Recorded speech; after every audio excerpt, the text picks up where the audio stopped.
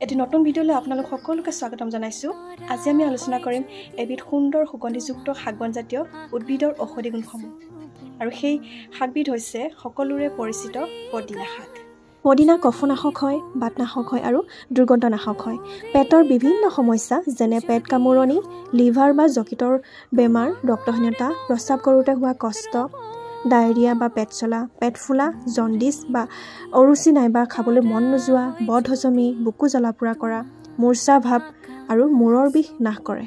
নিয়মীয়াকৈ খালে গাৰ দুৰ্গন্ধ নাশ কৰে আৰু অকালতে চুলি পকা প্ৰতিৰোধ কৰে। পদিনাই নাৰ্ভৰ দুৰ্বলতা কমায় আৰু স্মৰণ শক্তি বৃদ্ধি কৰে। কলেৰা ৰোগত আৰু প্ৰস্ৰাৱ বন্ধ হ'লে পদিনাৰ ৰস উলিয়াই খাব লাগে। পদিনাৰ ৰস কাণত টোপ টোপকৈ দিলে কাণত হোৱা পোক সহজে মৰে। হাড়ৰ বিষ হ'লে পদিনাৰ পাতৰ ৰস 2 চামুচ, 1 ফুটা নহৰু পিহি তাত 10 চামুচ কুহুমীয়া পানী মিশ্ৰণ কৰি দিনে 2 বাৰকৈ খাব লাগে। প্ৰস্ৰাৱ হালধীয়া হ'লে পদিনাৰ ৰস খালে স্বাভাৱিক হয়। অনিয়মীয়া ঋতুস্ৰাৱ নিয়ন্ত্ৰণ কৰে আৰু পদিনা বমি নিবাৰক হয়।